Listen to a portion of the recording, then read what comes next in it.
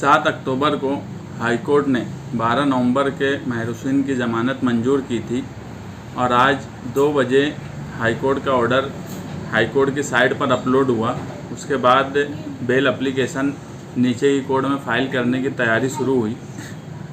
हमने जिन लोगों का हाईकोर्ट लेकर गए थे उन सभी लोगों का आज रजिस्ट्रार के पास पेपर वर्क जो था वो कंप्लीट हो गया और कल सेशन कोर्ट में मजिस्ट्रेट कुरड़कर साहब के पास सभी लोगों का बेल एप्लीकेशन रखा जाएगा और कल उनका बेल मंजूरी मिलने के बाद पाकिट या लखोटा जिसे कहते हैं वो बनाकर कोशिश ये है कि कल दिन भर में बेल एप्लीकेशन का पाकिट बन जाए और शनिचर के दिन तमाम ही लोगों को जो सेंट्रल जेल में 11 महीने से बंद हैं उन सब को रिहाई मिल जाए, ऐसी कोशिश कर रहे हैं। 11 महीना बेगुनाह को जेल में रखना ये खुद एक बहुत बड़ा जुर्म है कि नाइंसाफ़ी है। और कोई भी इंसान हो, जब जुल्म और नाइंसाफ़ी इस हद तक होती है तो कहीं ना कहीं इंसान का कानून से भरोसा उठने लगता है। कानून पर जो भरोसा होता है वो डगमगा जाता है और हम नहीं चाहते कि जो लोग भी जेल में बंद है उनका कानून से भरोसा उठे। इसलिए हम शनिचर के दिन उन सभी लोगों को मालेगांव लाने के बाद जो हिंदुस्तान का कानून लिखा गया है, जो बाबा साहेब अम्बेडकर ने लिखा है, तो हम उनका फूल हार करेंगे और शहीदों की यादगार के पास आकर सभी लोगों को दस्तूर पढ़ाएंगे ताकि उन लोगों का कानून पर भरोसा कायम रहे। आज पुलिस का जुल्म नाइंसाफ़ी हो या जो भी हो, इस मुल्क में अगर किसी को इंसाफ मिल सकता है तो वो कानून से ही इंसाफ मिल सकता है। कानून का इंसाफ कभी देरी से हो सकता है मगर इंसाफ हर हाल में कानून ही देता है और कानून पर भरोसा कायम रहे। इसलिए हमारा प्रोग्राम शनिचर के दिन जेल से लाने के बाद बाबा साहेब अम्बेडकर का फूल हार करके शहीदों की यादगार के पास अशोक स्तंभ पर सभी लोगों को संविधान पढ़ाया जाएगा। इसका मकसद सिर्फ हमारा ये है कि हम कोई इस्तकबाल नहीं करना चाहते, ना ही हमारा कोई प्रोग्राम है। सिर्फ हमारा मकसद ये है कि इतने लंबे वक्त तक लोग अगर जेल में हैं तो उनका कानून पे भरोसा और मजबूत हो और उनके बाहर आने के बाद हम उनको बताएंगे कि यार कानून ने ही हमको इंसाफ दिया है। और हाईकोर्ट ने जो ऑर्डर किया वो कहीं ना कहीं जो अव्वल दिन से बोला जा रहा है, पूरा शहर बोल रहा है कि यार पुलिस ने जो कार्रवाई की, जो दफ़ात लगाई वो बहरहाल बड़ी सख्त लगाई। और हाईकोर्ट ने भी अपने ऑर्डर में उन दफ़ात को फाइंडिंग की है जिसमें तीनों ऑर्डर में 74 नंबर में तो क्लियर बोला गया है कि जो 307 लगाया गया है वो मतलब क्यों लगाया गया है वो नहीं लग सकता था। उसमें लिखा हुआ है कि there is no corresponding injury in respect to alleged iron rod used by accused.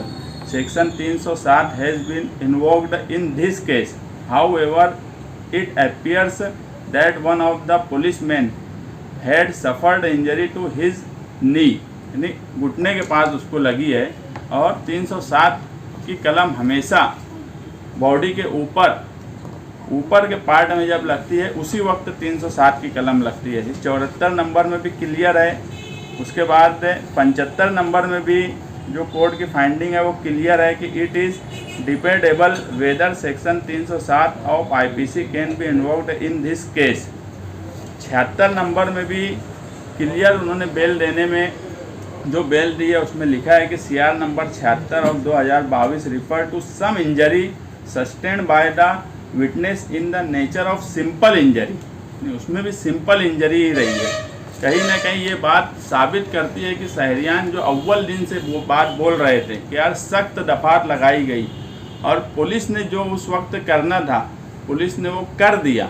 मगर हम इस शहर में निहाल साहब के वक्त से कभी भी पुलिस की जुल्म और नाइंसाफ़ी को इस शहर ने कभी बर्दाश्त नहीं किया और हमने हमेशा जब भी इस शहर पर जुल्म और नाइंसाफ़ी हुई तो हमने उसको रोकने की कोशिश की, उसके ख़िलाफ़ हमने पूरी ताकत से लड़ने की कोशिश की। इस शहर में आज भी निहाल साहब के उसूल और निहाल साहब का जो तरीक़ाकार रहा है उसे हम जिंदा रखे हुए हैं और ये उसी की मिसाल है कि इस मामले में भी जो ट्रायल चलेगा, मैं खुद भी 75 नंबर एफआईआर में मुलजिम हूँ।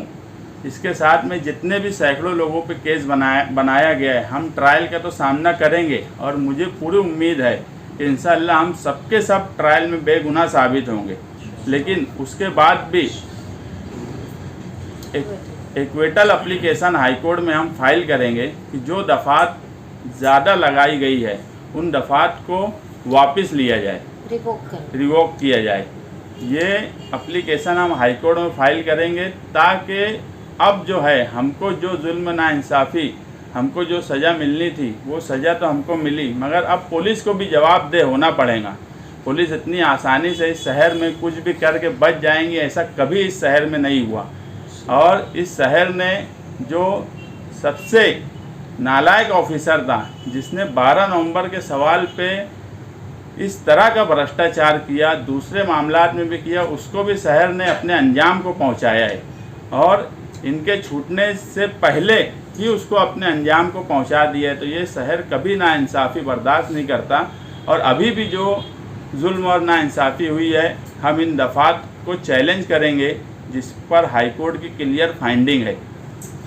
हमने हमेशा बोला है कि उस वक्त भी हम यही बात बोलते थे कि जिसने जो जुर्म किया है, जिसने जैसा जिसका इन्वॉल्वमेंट है, उस पर उसी तरह की दफ़ात लगाई जाए। मगर यहाँ तक के हाफिज़ कुरान, हाफिज़ लोगों पे भी इन सख्त दफ़ात लगाकर उनको भी जेल में डाल दिया गया। इस तरह की जुल्म नाइंसाफ़ी माजी में इस शहर ने कभी नहीं देखा। जिस तरह की जुल्म नाइंसाफ़ी 12 नवंबर के सवाल पर हुई, मैं खुद जेल में था। मुझे सुप्रिटेंडेंट, जो जेल के सुप्रिटेंडेंट है, कई बार उन्होंने ये बात कहा कि यार हमने कभी दंगल में इतना लंबा वक्त कोई जेल में रहे हमने नहीं देखा। तो इस तरह की सख्त दफ़ात थी कि हम अगर पूरी शिद्दत से कोशिश नहीं करते हाईकोर्ट में, तो ये मामला कोरोना वायरस की वजह से जो 2 साल हाईकोर्ट बंद थी, जहाँ पर कामकाज बहुत अर्जेंट मैटर के ऑनलाइन चले, बाकी जनरल कोई मैटर हाईकोर्ट में चलते नहीं थे। अगर हम पूरी शिद्दत से कोशिश नहीं करते, और इस कोशिश में इमरान बैटरी आला, अनीस मेमन, नज़ीर भाई, हमारे पापा भाई, नदीम भाई, ये सब लोग जो महरुसिन के घर के हैं, इन्होंने भी पूरी ताकत से हमारा साथ दिया कि जल्द से जल्द उनकी रिहाई हो, और हम कामयाब हुए उसमें। और मालेगांव शहरियान की दुआएं उनके साथ थी। मैंने आज तक किसी मामले में मालेगांव शहरियान को इतनी दुआएं करते नहीं देखा जितनी दुआ 12 नवंबर के सवाल पर हुई। 12 नवंबर का वाक़या ऐसा था कि मालेगांव शहर का बच्चा ये बात ज़रूर मुझसे पूछा करता था कि भैया कब छुड़िए उन लोग। तो इस हद तक नहीं तो बड़े बड़े लोगों को देखे कि जब जेल में कोई चला जाता तो लोग भूल जाते, मगर ये शहर दिल वालों का शहर है। ये शहर ने उनको याद रखा। हमारे लिए यही बहुत फ़ख्र की बात है कि हमको तकलीफ़ बहुत हुई। आज जो जेल में है, जो हम 3 महीना 4 महीना जो रह कर आए, उनको जो तकलीफ़ हुई, जो 11 महीना रहे, उन्होंने कितनी तकलीफ़ उठाई होंगी ये मैं अच्छी से जानता हूँ। मगर वो तकलीफ़ का शहरियान ने बदल भी दिया। इतनी दुआएं उनके लिए की, उनको कभी भूला नहीं। यही हमारे लिए इंसाफ है शहर की तरफ से। बाकी वो लोग आ जाएंगे जब, उसके बाद हमने एक बात बोला, एक पोर्टल एप्लीकेशन हम फाइल करेंगे। उसके अलावा सब लोगों की रिहाई के बाद इस शहर में क्यों ऐसा हुआ, किन लोगों का इन्वॉल्वमेंट था, इस पर भी हम बात रखेंगे। मगर सब लोगों की रिहाई होने के बाद जब सब लोग शहर में आ जाएंगे, उनसे मशवरा करके हम आगे इस सवाल पे भी बात करेंगे। आज हमारा मकसद ये है कि सब लोग जेल से रिहाई पाएँ और उनका कानून पे भरोसा कायम रहे। इसलिए हम शहीदों की यादगार अशोक स्तंभ पे सबको दस्तूर पढ़ाना चाहते हैं। हमारा मकसद किसी का इस्तकबाल करना या कोई प्रोग्राम करना ये मकसद कतई नहीं है, सिर्फ कानून पर भरोसा। हम हमेशा बोलते कि इस शहर में हम गांधीवादी है, हम अम्बेडकरवादी है। हमने हमेशा गांधी के जो नज़रियात थे उस पर चलकर आंदोलन किया और वो हमेशा पुरअमन आंदोलन रहा। और 12 नवंबर का भी आंदोलन पुरअमन आंदोलन था। कुछ लोगों की गलती से, वो भी पथराव की, उसको फसाद का नाम दिया गया, जबकि मैं ऐसा मानता हूँ कि वो फसाद था ही नहीं। इतनी सख्त दफात उसमें लग ही नहीं सकती थी। जितना जिसका रूल था, जितना जिसका इन्वॉल्वमेंट था, उतनी ही सज़ा उसको मिलना चाहिए थी। क्योंकि पुलिस डिपार्टमेंट भी एक बात ध्यान रखे कि जब पुलिस अपनी नौकरी पे आती है तो कानून में ये बात बोली गई, उनको ये बात बताई जाती है कि 100 गुनहगार छूट जाएं, मगर एक बेगुनाह को सज़ा नहीं होना चाहिए। मगर मालेगांव की पुलिस ने 12 नवंबर के सवाल पे सैकड़ों लोगों को ऐसी सज़ा दी जिसके हकदार वो कतई नहीं थे। इसलिए मैं पहले भी बोला ये बात कि अभी तक जवाबदेह हम थे, अब जवाबदेह पुलिस को होना पड़ेगा।